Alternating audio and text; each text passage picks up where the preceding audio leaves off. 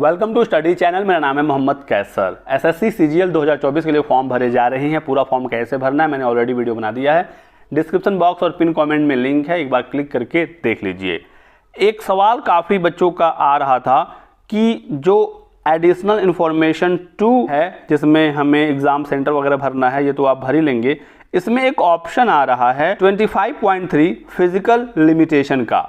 तो इसमें हमें क्या करना है, इसका क्या मतलब है, यहाँ पर यस करना है या नो करना है, किनको यस करना है किनको नो करना है। ठीक है, तो वीडियो में लास्ट तक बने रहिए, बिल्कुल ऑथेंटिक इन्फॉर्मेशन आपको यहाँ पर दी जाएगी।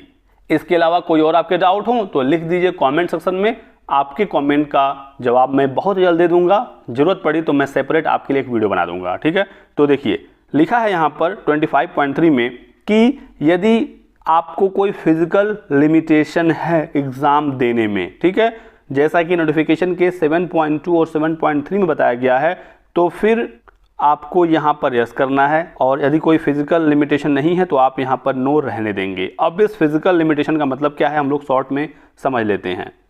तो नोटिफिकेशन का 7.1 यहाँ पर है। तो 7.1 में बताया गया है कि यदि आपको कोई डिसेबिलिटी है, किस प्रकार की डिसेबिलिटी, ब्लाइंडनेस है, आपको कुछ दिखाई नहीं देता है, लोकोमोटर डिसेबिलिटी, चलने फिरने में दिक्कत, बोथ आर्म दोनों हाथों में प्रॉब्लम है, और सेरेब्रल पैल्सी यानी कि ये एक बीमारी है जिसमें चलने फिरने बोलने सुनने में समस्या होती है। यदि इस प्रकार की प्रॉब्लम है तो आपको स्क्राइब की फैसिलिटी दी जाएगी यदि कैंडिडेट ने इसकी मांग की है। तो कहने का मतलब है स्क्राइब कौन है, स्क्राइब जो आपका पेपर देगा, आप उसे आंसर बताएंगे, ये आपका आंसर कंप्यूटर पर टिक करेंगे। तो यदि इस प्रकार की समस्या है तो ही जाकर आपको यहाँ पर यस करना है, नहीं तो सिंपली आप यहाँ पर नो रहने देंगे।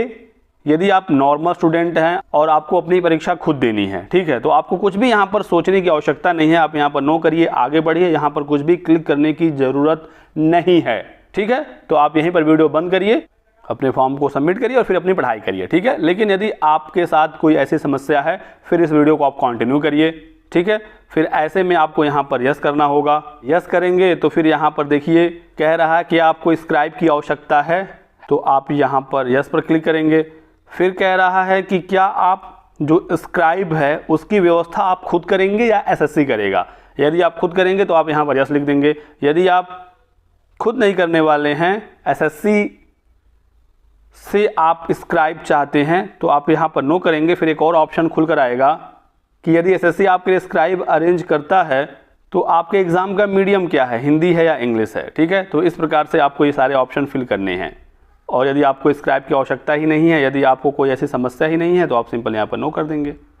अब यहाँ पर देखिए 7.2 7.3 दो ऑप्शन थे। तो 7.1 वाले कंडीशन में तो आपको स्क्राइब मिल जाएगा, ठीक है, लेकिन इसके अलावा कोई और डिसेबिलिटी है और आपको स्क्राइब चाहिए, तो इसके लिए आपके पास सर्टिफिकेट होना चाहिए।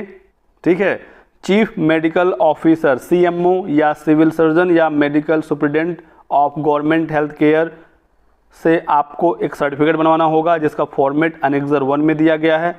7.3 है कि यदि आप PWD कैंडिडेट हैं, डिसेबिलिटी लेस देन 40% और आपको डिफ़िकल्टी है राइटिंग में, तो इसके लिए भी प्रॉपर सर्टिफिकेट चाहिए जिसका फॉर्मेट अनेक्सर 1A में दिया गया है। तो ये कुछ इंपॉर्टेंट इन्फॉर्मेशन थी आप सभी लोगों के लिए। काफ़ी बच्चे कंफ्यूज हो रहे थे फिजिकल लिमिटेशन को लेकर, अब आपका डाउट यहाँ से क्लियर हो गया होगा।